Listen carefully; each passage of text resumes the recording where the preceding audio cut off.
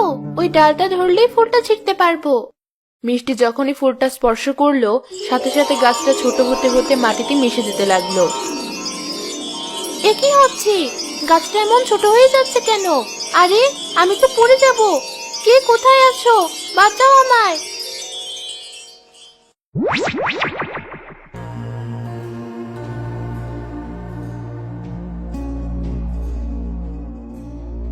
আমি কোথায় চলে এসেছি? আর ওই গাছটা কোথায় গেল? ভয় পেও না কন্যা, তুমি এখন পাতালপুরীতে আছো। আর যে গাছটার কথা তুমি ভাবছো সেটা কোনো সাধারণ গাছ না, সেটা এক মায়াবী গাছ। আশ্চর্য! কে তুমি?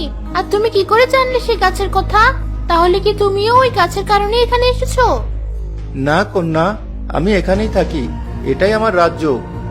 রাজ্য? এর মানে তুমি রাজ্যের রাজা? আমি এই রাজ্যের একমাত্র রাজপুত্র। কিন্তু আমি এখানে কেন আসলাম? সেটা জানতে হলে তোমাকে আমাদের রাজ্যটা ঘুরে দেখতে হবে। চলো আমার সাথে।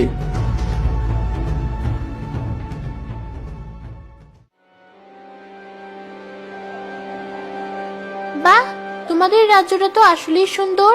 আর এই মূর্তিগুলো তো অসাধারণ। দেখলেই মনে হচ্ছে যেন সত্যিকারের মানুষ। তুমি ঠিকই বলেছ কন্যা, এগুলো কোনো মূর্তি নয়, এরা সত্যিকারের মানুষ। এসব কি বলছো? মূর্তি কি করে মানুষ হতে পারে? বিশ্বাস করতে কষ্ট হলেও এটাই সত্যি।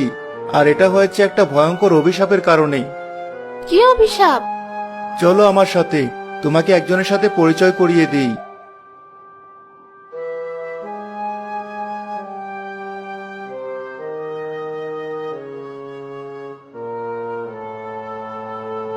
কি চমৎকার চেহারা! কে ইনি? উনি হলেন আমার মা, অর্থাৎ এ রাজ্যের রানী। কেতো না, তোমার মা আসলেই অপরূপ সুন্দরী। কিন্তু এবার তো বলো, কেন তোমার মা সহ রাজ্যের সবাই এমন পাথর হয়ে গেছে? এসবই হয়েছে আমার পাপের কারণে। অনেক আগের কথা, আমাদের এই পাতালপুরীতে কোনো কিছুর অভাব ছিল না, কিন্তু একবার এক অদ্ভুত ঘটনা ঘটে যায়। অদ্ভুত ঘটনা? কিসের অদ্ভুত ঘটনা? সেই দিন ছিল আমার জন্মদিন। আমার আজও মনে আছে, সেদিন আমার মা আমায় বলেছিল,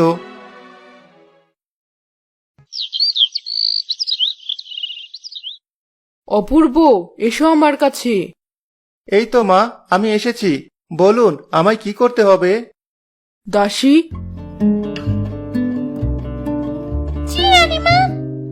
এই বস্ত্রগুলো নিয়ে যাও। আর অপূর্ব, তুমিও যাও দাসীর সাথে। আজ তোমার জন্মদিন, তাই আমি চাই রাজ্যের গরিব দুঃখীদের মধ্যে তুমি এগুলো বিলিয়ে দাও। কিন্তু মা, আমার তো এসব ভালো লাগে না। এভাবে বলো না বাবা, গরিবদের মাঝে দান করলে তারা তোমার জন্য দোয়া করবে। তাই দেরি না করে এক্ষুনি যাও, তোমার বাবাও এটাই চায়। বেশ, আপনি যা বলবেন তাই হবে।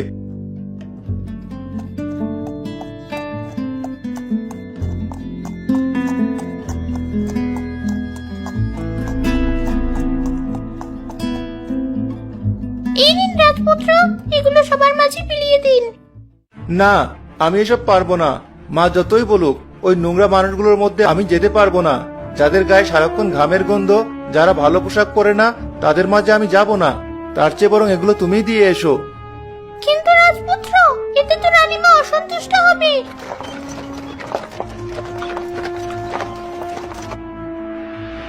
ঠিক তাই, দাসী তো ঠিক কথাই বলেছে। বাবা, আপনি কেন শুধু শুধু কষ্ট করে এখানে আসলেন?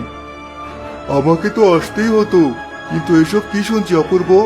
যে গরিবদের কারণে আজ আমরা রাজা রানী, এমনকি তুমি রাজপুত্রের আসনে বসে আছো, তাদেরকে আজ তুমি ঘৃণা করছো? এটা ঠিক না। কিন্তু বাবা, কোনো কিন্তু নয়, চলো আমার সাথে।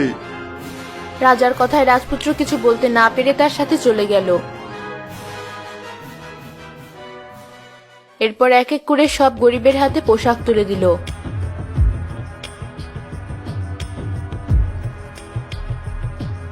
তখনই এক গরিব বৃদ্ধ আসতে রাজপুত্র ঘৃণায় মুখ সরিয়ে নিল। এ কি? এ কারা আমার কাছে পোশাক নিতে এসেছে? ছি ছি, কে তুমি? তোমার সারা শরীরটা তো নোংরা কেন? দাসী, তোমরা কাদেরকে আমার কাছে পাঠিয়েছো? এভাবে কেন বলছেন রাজপুত্র? আমি একজন কৃষক, যার ফলানো শাকসবজি খেয়ে আপনারা সুস্থ আছেন, অথচ আজ কিনা আমাকে দেখে আপনি ঘৃণায় মুখ সরিয়ে নিচ্ছেন। কি বললে তুমি? তোমার এত বড় সাহস!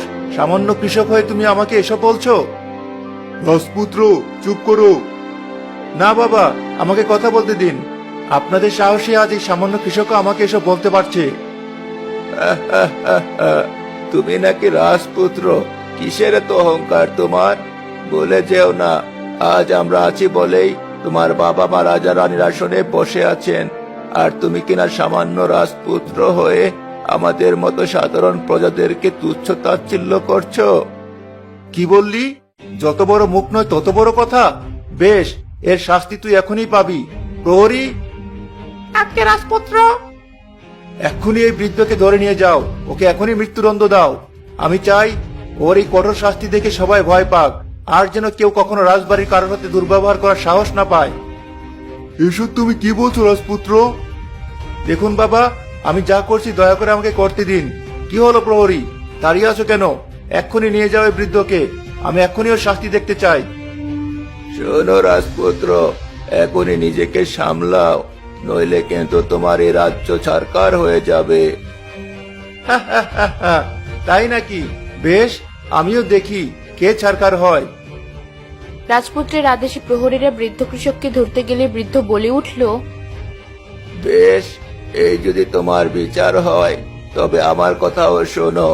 শুনেছিলাম আজ তোমার জন্মদিন, তাই তোমার জন্য দোয়া করতে এখানে এসেছিলাম। কিন্তু আজ আমি তোমায় অভিশাপ দিচ্ছি। যে রাজ্যের অহংকার তুমি করছো, সে রাজ্য নিমেষেই ছারখার হয়ে যাবে। আর এই যে উপস্থিত সবাই, যারা পাথরের মতো দাঁড়িয়ে অন্যায় বিচার সহ্য করছে, তারা সত্যিকারের পাথর হয়ে যাবে। তুমি শুধু চেয়ে চেয়ে দেখবে।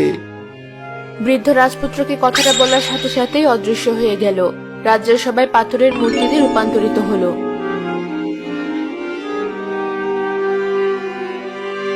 এ কি? এ আমি কি দেখছি? হায় হায়, এ আমার কি সর্বনাশ হলো! আমার পাপের ফলে আমার সারা রাজ্য যে ছারখার হয়ে গেল। কেতো না রাজপুত্র, সবকিছু শুনে সত্যি আমার খুব খারাপ লাগছে। কিন্তু আমাকে তুমি কেন এখানে এনেছো তা এখনো বললে না। বৃদ্ধ উধাও হয়ে যাওয়ার পরেই এখানে এই মায়াবী গাছটা প্রকট হয়। এই গাছই আমায় বলেছিল, যেদিন আমার সব পাপ মোচন হবে সেদিনই পাতালপুরীতে এই গাছের মাধ্যমে পৃথিবী থেকে এক কন্যা আসবে। একমাত্র সেই পারবে আমার অভিশাপ খণ্ডাতে। সেদিন থেকে দিনরাত এই গাছের পাশে বসে আমি তোমার অপেক্ষা করছি। এটাও কি সম্ভব? আমি কি করে তোমার অভিশাপ মোচন করব? যে ফুলের লোভে তুমি এখানে এসেছো, সেই ফুল রাজ্যের সিংহাসনে ছোঁয়ালেই এই পাতালপুরীর অভিশাপ শেষ হবে। তারপর আমার মা বাবা ও অন্য সবাই পাথর থেকে আগের মতো মানুষ হয়ে উঠবে। কিন্তু সেই ফুল আমি কোথায় পাবো? তুমি এই গাছের ডালে স্পর্শ করো, তাহলে ওই ফুল আবারও প্রকট হবে।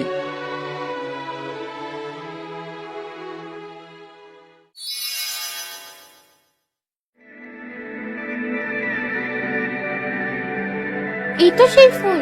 এবার আমাকে সিংহাসনের কাছে নিয়ে চলো।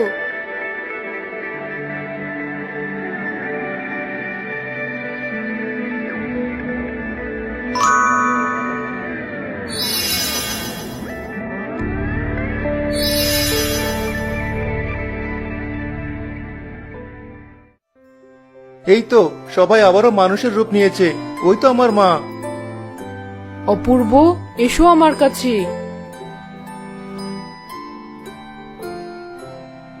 কতদিন পর আবারও মানুষের মতো নিঃশ্বাস নিচ্ছি। আমাকে ক্ষমা করে দিও সবাই। আজ আমার ভুলের কারণে পাতালপুরী অভিশপ্ত হয়েছিল। এইসব আমারই দোষ।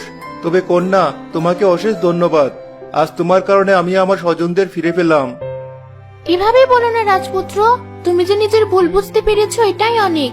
এবার আমার পৃথিবীতে যাওয়ার ব্যবস্থা করো। বেশ, চলো এখনই সেই মায়াবী গাছে স্পর্শ করো, তাহলে তুমি আবারও পৃথিবীতে ফিরে যাবে।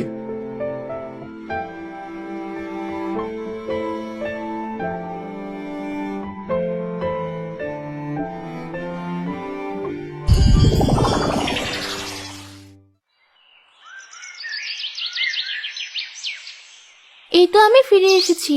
সবকিছু কেমন স্বপ্নের মতো মনে হচ্ছে। কিরে মিষ্টি, এখনো এখানেই আছিস? ওদিকে চাচি তোকে খুঁজে বেড়াচ্ছে। চল বাড়ি ফিরে যাই।